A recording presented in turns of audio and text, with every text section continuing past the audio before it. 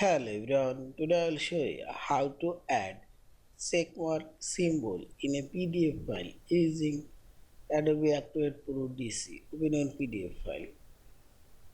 Now click this tools option and scroll down. Here you will find this fill and sign option. Click here and this is a checkmark, that means tick symbol. Click here and put your checkmark where you want to place. And see, now you can increase decrease this checkmark and move it, and here you can see the checkmark color. You can make it red, green and so